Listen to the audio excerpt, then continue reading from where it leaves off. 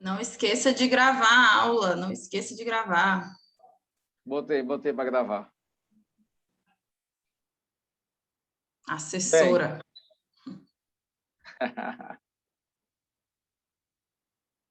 Valeu, Eugênio. Boa noite, irmão.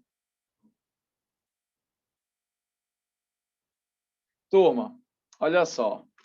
Tem alguns assuntos que não são tão comuns aparecerem em provas, mas que a NUCEP, levando outras provas, outros concursos que ela organiza, ela bate muito bem nesses conteúdos. Que tal a gente apostar em alguns assuntos que não são tão comuns, mas que, de uma forma geral, a NUCEP, em outras provas, bate bem? E um deles é a função do segundo grau, tá? Função do segundo grau. Nunca caiu em provas de PM, nem em provas da guarda, nunca caiu em provas de bombeiros, nunca caiu em provas de SEMEC, mas a NUCEP gosta de aprontar algumas coisinhas. Então, fazendo uma triagem do que ela gosta de cobrar sobre função, eu tenho batido muito na tecla em algumas aulas que eu dou, nas turmas que eu entro, principalmente nas turmas do CPM, certo? Sobre você ficar ligado no gráfico e nos valores máximos e mínimos. São dois pontos bastante importantes. Porque toda vez que eu trabalho com função do segundo grau, fica ligado aqui na ideia. Função do segundo grau, tu tem que sempre lembrar uma coisa, sempre, o gráfico. Toda função do segundo grau, ela é escrita nesse formato aqui. AX2 mais BX mais C. Essa é a lei que define, a função do segundo grau. AX2 mais BX mais C. Outra informação que tu não pode deixar passar batido e para levar para essa prova aí, é em relação ao gráfico. O gráfico da função do segundo grau chama-se parábola. E outra, senhores, essa parábola, ela pode ter a concavidade dela voltada para cima ou para baixo. Isso aqui é a abertura dela. Pode ser para cima, ou você pode ter a concavidade voltada para baixo.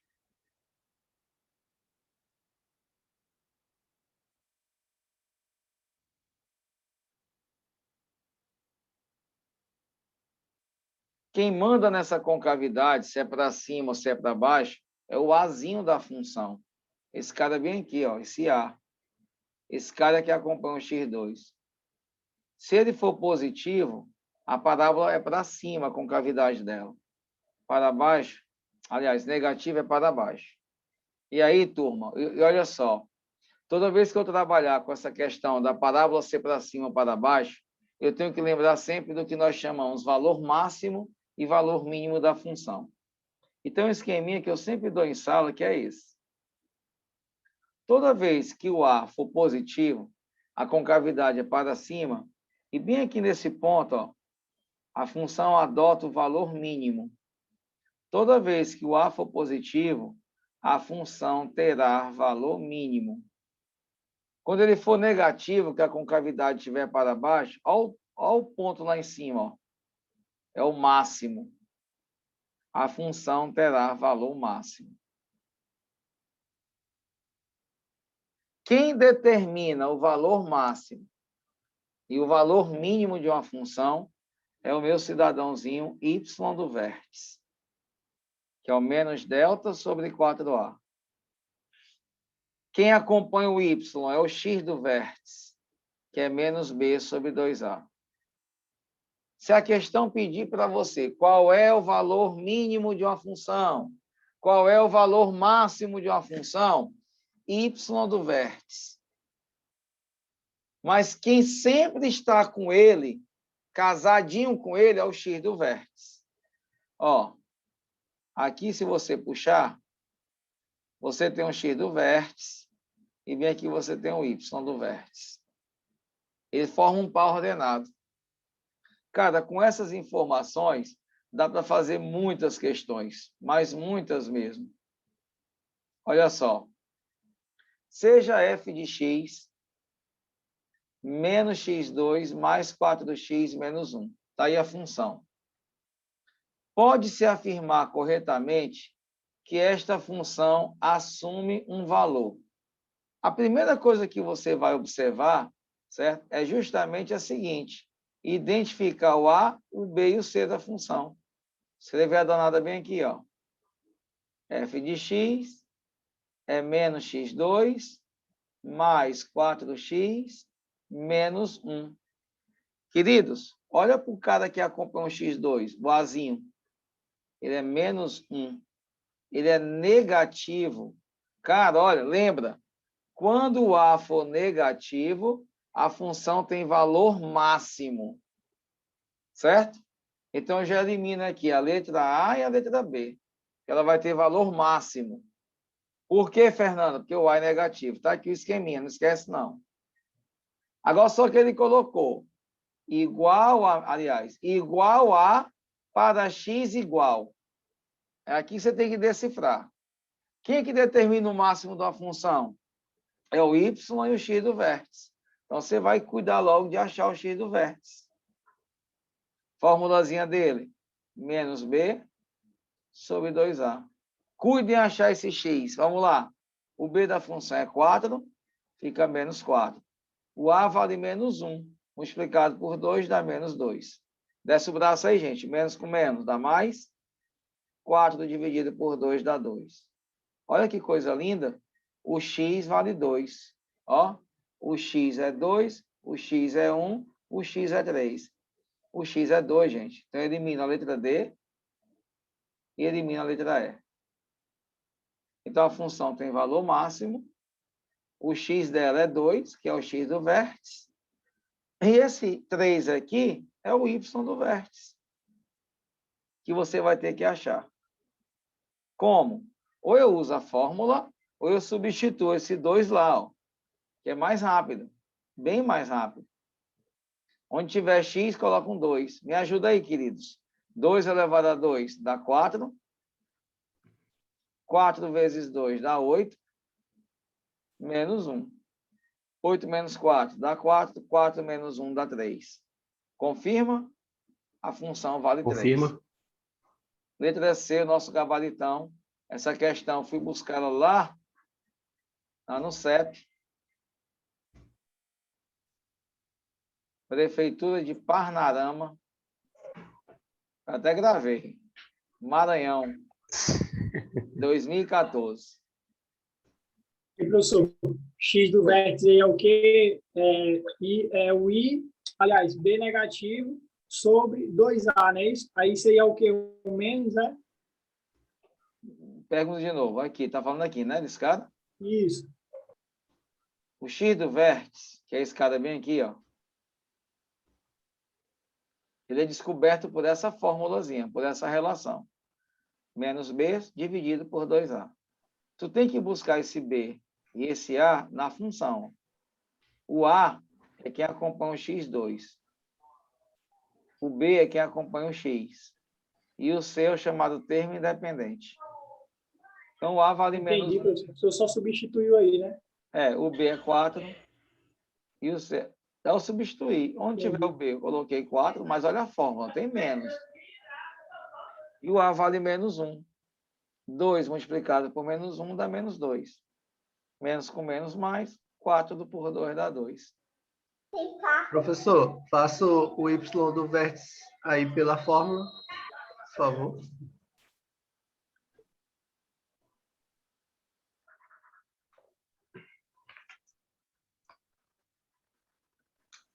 Fórmula do y do vértice. Menos delta sobre 4a. Meus queridos, me ajuda aí. Qual a formulazinha do delta? B ao quadrado menos 4ac. B ao quadrado menos 4ac. Dividido por 4. Só que isso aqui é negativo, ó. Cuidado. Quem é o B? Me ajuda aqui. O B é quanto? 4. 4 elevado a 2. 16. 4 vezes o A. O A é menos 1. Olha só o joguinho de sinal. Menos, com menos dá mais. 4 vezes 1 dá 4. E esse aqui também é negativo. Ó. Vou até escrever. 4. O A é menos 1. O C é menos 1. E aqui embaixo é 4 vezes menos 1. Aí você faz 16 menos. Ó, menos com menos mais, mais com menos menos. Opa, peraí. Subiu bem aqui uma tela aqui para mim. Peraí, gente. Vou apagar bem aqui. Continuando. 16 menos com mais menos, menos com mais menos. E aqui embaixo menos 4. Lembra que bem aqui, ó, tem um menosinho fora, que é o menos da fórmula. 16 menos 4 dá 12. Com menos de fora, menos 12. Dividido por menos 4. Menos com menos dá mais. 12 por 4 dá 3.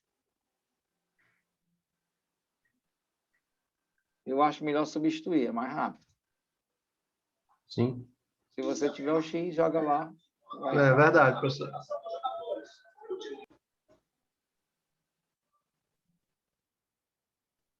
Beleza? E, professor, você acha que é provável cair um negócio desse aí?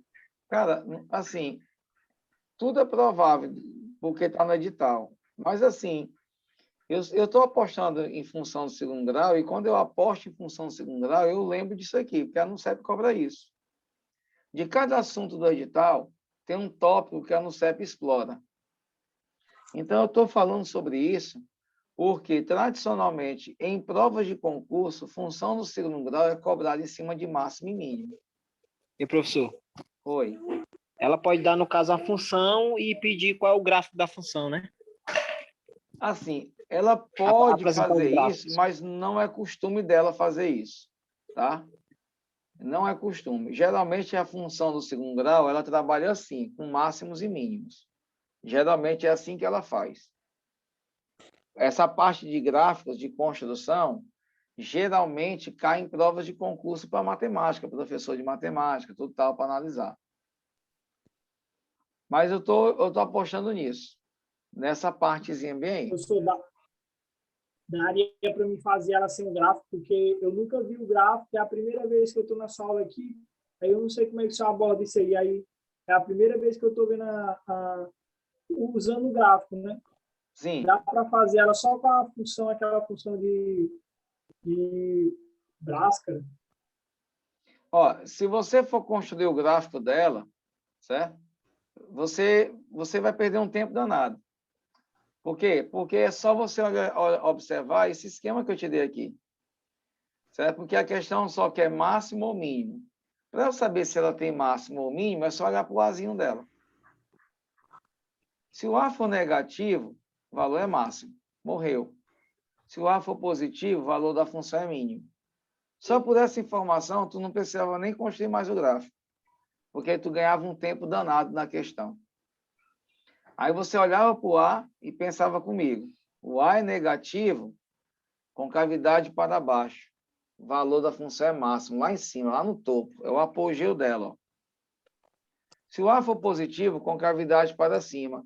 Então, o vértice está lá embaixo, valor mínimo. Aí você já eliminava de cara aí 2 letrinhas, só com isso. E depois ia cuidar em achar o X do vértice e o Y do vértice, que é o que ele quer na questão. Construir o gráfico não seria apropriado para esse tipo de questão. Só se fosse uma questão para analisar um gráfico, aí é outra coisa.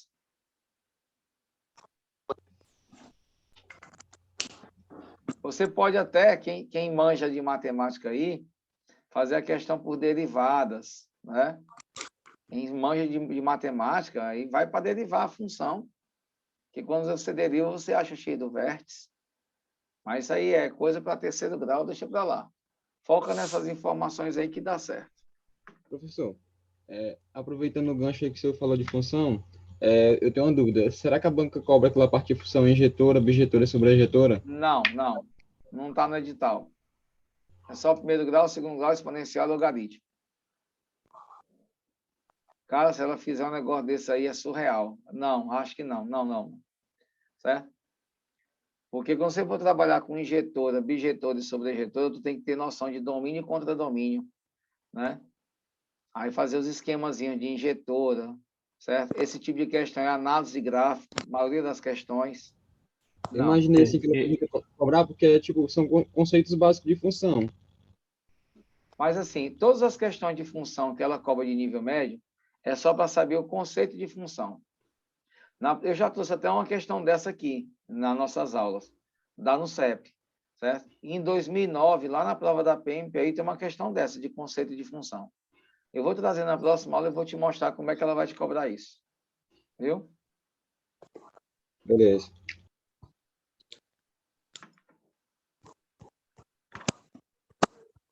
Aí sai de uma questão de função do segundo grau e vamos para de juros simples. Semana passada eu fiz nas turmas aqui aquela prova, aquela questão de 2017, que é a de descapitalização. Era para eu ter colocado hoje, esqueci, cara. Esqueci, mas eu vou colocar na próxima, a questão de 2017. Uma pessoa percebendo que seu salário iria sobrar depois de efetuar todos os pagamentos, resolveu aplicar através de uma capitalização simples. Se a taxa de aplicação é 120% ao ano, quantos meses serão necessários para que ele possa quadruplicar o seu dinheiro? Os juros que é cobrado nessa questão é juros simples. Juros simples é o CIT. Capital, taxa e tempo. Tem que observar justamente uma coisa, que a taxa e o tempo devem estar na mesma unidade. Quando tu olha para a questão, ele já te deu a taxa. A taxa é de 120% ao ano. Mas ele está pedindo para ti o tempo, cara. E o tempo é em meses. Ele quer a resposta em meses. Já tem que transformar. Como o juros simples é linear, é a chamada capitalização linear, transforma essa taxa bem aqui para o mês. 120% dividido por 12, porque um ano tem 12 meses, é 10% ao mês. Tu não vai trabalhar nessa questão com 120%, mas com 10%, porque é 10% mensal, porque o tempo tem que estar em mês. E aí vamos para cima. Ó. O dinheiro que tu aplicou, ele vai quadruplicar. Preste atenção numa coisa. Imagina a Bruna com R$10 no bolso.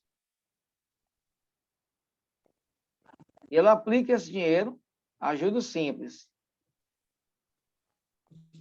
E no final do tempo, do período que ela deixou lá o dinheiro dela rendendo, esse dinheiro quadruplicou.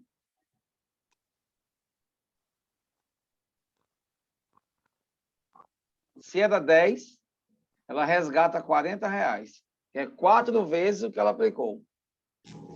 É isso que a questão está dizendo. Você aplicou um dinheiro e no final do período de capitalização, lá no finalzinho, você vai resgatar 4 vezes o que você aplicou. 10, 40. Eu criei aqui um valor para você visualizar isso melhor. Agora, olha só o exemplo que eu te dei. A Bruna tinha R$10. R$10 é o capital. O que ela resgata é o montante. É aquilo que ela pega no final, que é 40. Senhores, no Juros exemplo de que eu estou 30. dando para vocês aqui, R$10 resgatando 40, rendeu quanto de juros esse dinheiro? 30. 30. Vem aqui comigo. Juros é CIT. No exemplo que eu fiz para vocês, os juros é R$30. O capital é 10. A taxa, não use 120% ao ano, use 10% ao 10%. mês. Vezes o tempo. Fernando, Oi. esses R$30 aí é quantos por cento? Oi? Esse R$30 aí é quantos por cento? Se for em cima do que tu aplicou, foi o que rendeu, ele está... 300. Se você chamar 10 de 100%, 30 vai ser 300. Então, rendeu 200%. Entendi. Quanto é 10 vezes 10 aqui, gente? 100. Corta com 100. O tempo é 30 meses. Pode correr para o abraço e professor. marcar também. Oi. Professor, Oi. poderia também chamar o J de 3C e É o isso que eu ia capital de falar C, agora. né? Beleza. Ó, eu fiz a questão criando um valor. Não precisa criar um valor exagerado, gente. Como tem porcentagem no meio, pode ser 10 ou 100. E criei uma situação num capital de R$10. Ah, professor, então se eu quiser atribuir um valor, eu posso? Dá certo a questão? Dá. Mas se eu não quiser atribuir, professor, o que é que eu faço? Trabalha só com as variáveis. O capital é C, você resgata 4 do C. Então, juros, 3C, que é o montante menos o capital. Joga na mesma fórmula, 3C é C, a taxa é 10%, cuidado, é 10%, não bota 120. Serve para poder já achar a resposta direto. Corta C com C e 0 com 0. 3 é igual a T sobre 10. Olha que coisa linda. Corre para o braço, mata a danada. Meio pelos extremos. 3 vezes 10, 30 meses. Professor, Oi. professor, eu não entendi essa parte essa parte de cima que tem 10, aí ao lado tem juros simples, do lado tem 40. Me explica de novo, novamente. É porque eu imaginei um valor. Hum. R$10. E a questão Uhum. diz que quando você aplica ele a juros simples, Uhum. ele vai quadruplicar. Como eu botei um valor 10, se você multiplicar por 4, vai dar 40. Sim. É como se você tivesse R$10, aplicasse a um sistema de juros simples e resgatasse no final de um tempo qualquer 40 contos. 4 vezes o que tu aplicou. Então, rendeu quanto de juros aqui teu dinheiro? R$30. É 40 menos 10. Então, tu pode criar um valor ou pode trabalhar só com C mesmo. O resultado é o mesmo. Ah, Fernandão, e qual o valor que eu crio? 10, ou então algum múltiplo de 10, para não ter nenhum tipo de aperreio na prova. O mais importante nessa questão é você verificar a taxa. Está o ano e o tempo é em meses. Divide por 12 e acha a taxa mensal.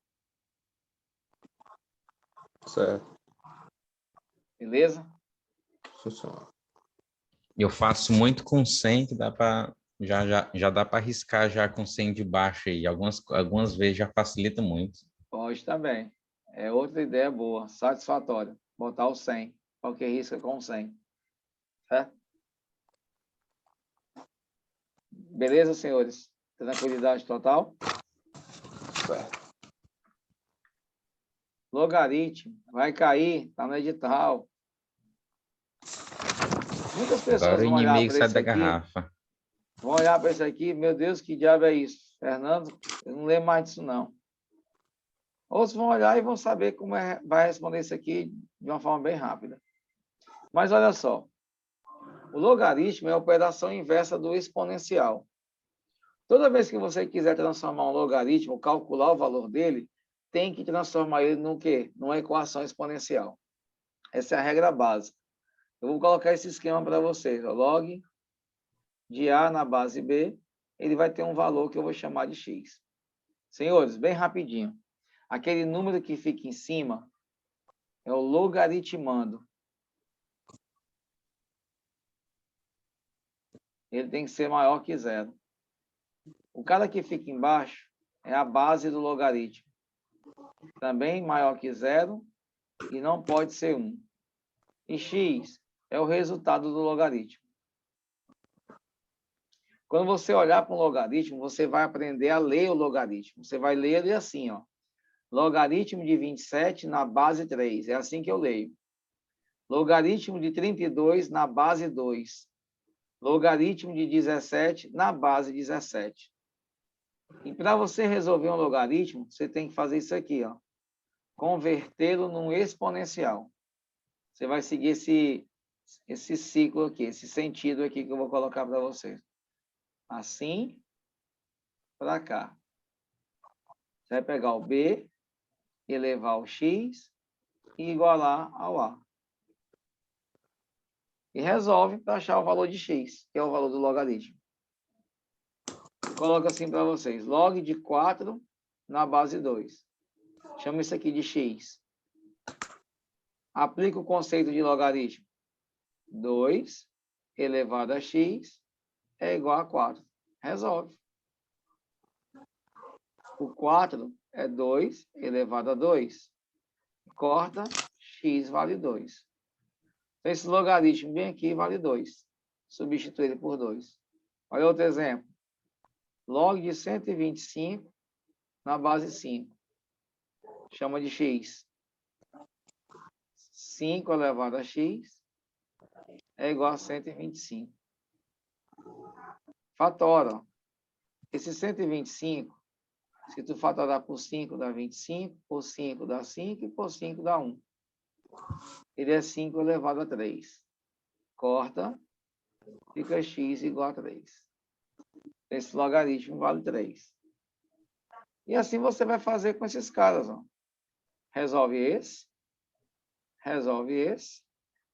e resolve esse.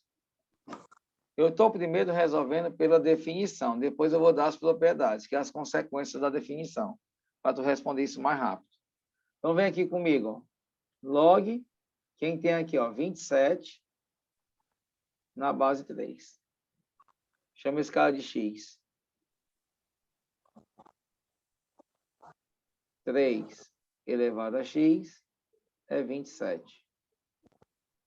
3 elevado a x, quem é o 27? 3 elevado a 3.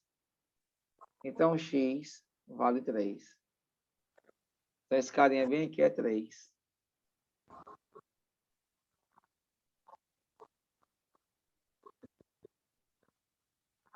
Mais o log de 32 na base 2. Chama de x. 2 elevado a x é igual a 32. 2 elevado a x, fator desse 32 para mim, gente. Por 2 dá 16, por 2 dá 8, por 2 dá 4, por 2 dá 2 e por 2 dá 1. 1, 2, 3, 4, 5. 2 elevado a 5. X vale 5. Esse cara aqui vale 5. E aqui eu já vou te adiantar uma conversa. Quando aqui em cima e aqui embaixo forem iguais, isso vale 1, sempre. Não esquece disso. Quando em cima e embaixo forem o mesmo número, o log vale 1. Botar log de A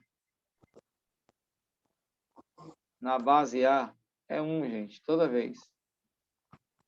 Aí você soma. 3 mais 5. 3 mais 5 é 8. 8 menos 1 é 7. Letra A. Show. Segura aí, viu, professor, que eu vou escrever aqui. A questão todinha eu faço pelo conceito de logaritmo.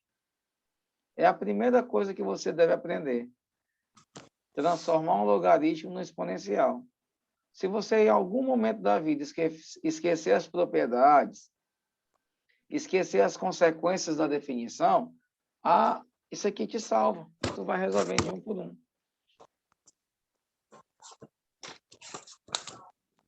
Professor, essa aí é no CEP também, é? Não, não era no CEP. Eu trouxe essa questão para poder te falar de logaritmo, tá? Porque lá no teu edital tem logaritmo. Só para falar do conceito, para tu começar a entender o que é. Primeira coisa que tem que fazer em logaritmo é saber isso. Agora, não esquece disso aqui, ó.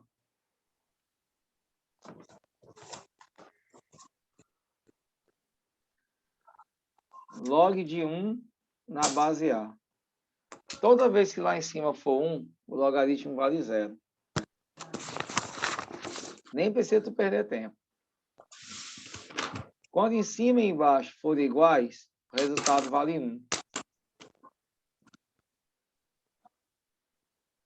Se aqui em cima tu tiver uma potência e a base da potência for a mesma base do logaritmo, tu corta A com A, vai dar B. Como assim, Fernando? Me dá um exemplo. Log de 3 elevado a 2 na base 3. Só cortar 3 com 3. O resultado disso é 2. Direto. Sem perder tempo.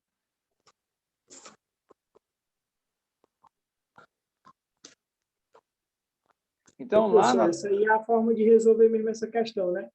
Hã? Essa aí é a verdadeira forma que tem como resolver, mais simples, né? Aplicando esse conceito aqui, tá falando? Essa questão, na questão mesmo, a única forma de resolver ela é fazendo dessa forma. A outra forma é você usar isso aqui a teu favor, que eu ia te mostrar agora. Tá vendo esse 27?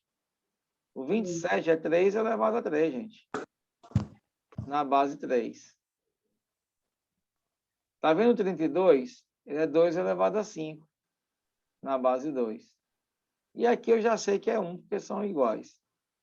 Ó, vai embora, dá 3. Vai embora, dá 5. 3 mais 5, 8. 8 menos 1, 7. Você chega no mesmo resultado. Fernando, a possibilidade da base ser maior do que a parte de cima ou não existe isso? Pode ser, sem problema, mas vai dar uma fração o resultado. Pronto. Aí outra situação, há possibilidade também do resultado ser decimais, alguma coisa do tipo, só para dificultar a vida de algumas pessoas. Sim, sim. Ah, com Aí certeza. lasca, viu? Mas aí eu não acredito que ela vai fazer isso não, sabe por quê? Porque essas partes de decimais é quando você trabalha com matemática financeira. Concurso para Banco do Brasil, só o que vai cair agora. Entendi. Resumindo aí, professor, pegou uma questão de logaritmo, fatora logo a parte de cima e pronto, né? Se for igual com o de baixo, corta e já dá o expoente como resultado. Beleza. Se não lembrar disso, faz o Professor, conceito que você chega no resultado. se ela for complicar, ela vai pedir mudança de base, né? Pode, se ele quiser, ele pode pedir uma mudança de base. Pode colocar uma soma aí com o logaritmo do produto, do quociente, logaritmo de potências. Hoje eu trouxe só essa parte inicial da revisão do conceito. Mas pode sim. Quando vocês tiverem um tempinho, abre a prova de bombeiros 2017, a última questão é com logaritmo. Viu? Dá no CEP. Quando a gente se familiarizar com isso aqui, eu trago uma questão para vocês. Mas, primeiramente, para quem pegou isso aqui agora, quem não lembrava, esse é o conceito para poder você encontrar o valor de um logaritmo, tá? Essa é a ideia. Primeiro, tu tem que assimilar isso. Depois que tu assimilar, que a gente vai passar para as propriedades, para a mudança de base e outras coisas. Show?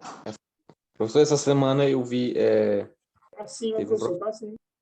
Vai falar.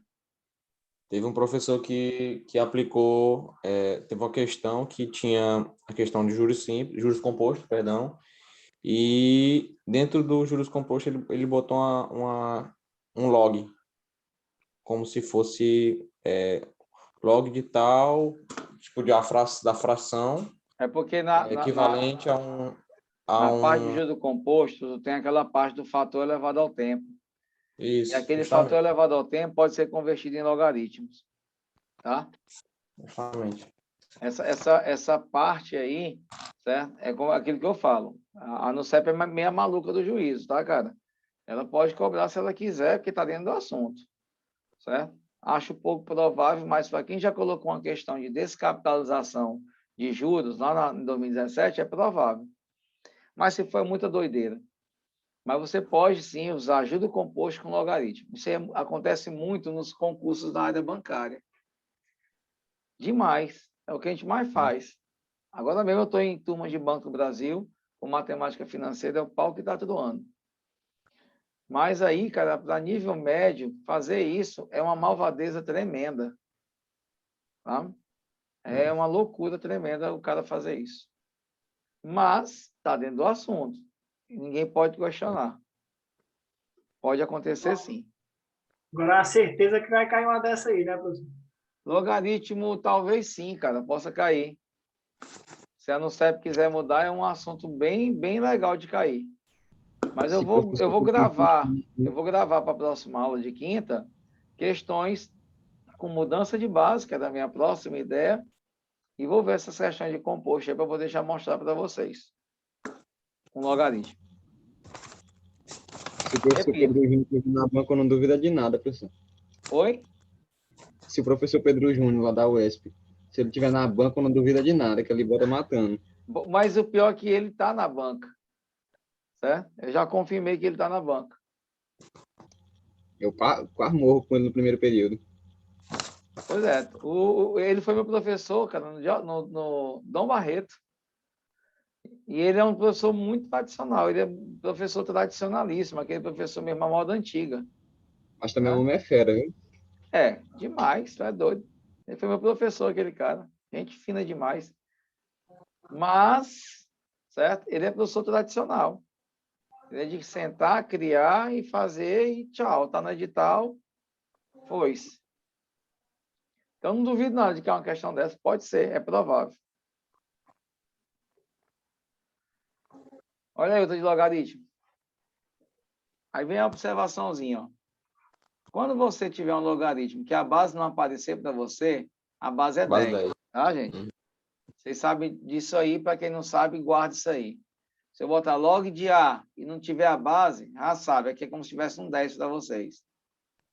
Se você tiver log de 2, é base 10. Se tiver log de 100, base 10. Beleza? E outra. Você pode perfeitamente, se você tiver no teu logaritmando uma potência, deslocar o expoente para cá, para frente do logaritmo. Você pode fazer isso sem nenhum problema. Como pode voltar? Como assim, Fernandão? Log de 4 elevado a 3 na base 2. Você pode pegar esse 3 bem aqui e jogar para cá. Ó. E vai ficar 3 vezes o log de 4 na base 2. Quanto é o log de 4 na base 2? Lembra que 4 é 2 elevado a quanto, gente? 2. Você pode cortar. Ó. 3 vezes 2 dá 6. Essa ação é perfeitamente cabível quando você tiver um logaritmo com uma potência, bem aqui no logaritmando. Que é o que apareceu para mim aqui. Ó. 1 menos o log, aí tem 0,001 elevado a 2. Tu pode, sem medo de ser feliz, deslocar esse 2 para frente do logaritmo. Vai ficar 2 vezes o log de 0,001. Não tem problema nenhum, gente. Posso fazer isso, Fernando? Pode. E agora, o que é que eu faço? Aí você vai pensar comigo. A base do cara é base 10. Aqui é como se tivesse um 10. Ó. 1 menos 2 vezes o log. Queridos, isso aqui transformado em potência vale quanto? Conta as casas decimais. Quantas casinhas decimais eu tenho aqui, turma? 3 casas. Então, quando eu tenho um número decimais abaixo de 1, você pode transformar isso aqui numa potência de 10. Só que o expoente fica negativo. Isso aqui é 10 elevado a menos 3. 0,001. 10 a menos 3. 0,01. 10 a menos 2. 0,00001. Quantas casas? 1, 2, 3, 4, 5. 10 a menos 5. E pronto. E aí você lembra daquilo que eu falei no começo da aula. Aqui não é base 10? Corta 10 com 10. Vai dar quanto o resultado? Menos 3. Menos com menos dá mais. 2 vezes 3 dá 6. 1 mais 6 é 7. Então, aqui em cima, o resultado disso é 7. E já mata a questão, que o único que tem 7 é esse, né? Aliás, não posso confirmar. Pode ser que tenha dado para simplificar. 4 mais. Olha que coisa linda. Traz para cá log de 10.000. 10.000 é 10 elevado a 4. Concorda comigo? Ó? 4 zerinhos, 10 elevado a 4. Na base 10. Gente, 10 com 10 vai embora. Espalha de 4. 4 mais Oi. 4. Então vai ficar 7 oitavos. Letra B é nosso gabaritão.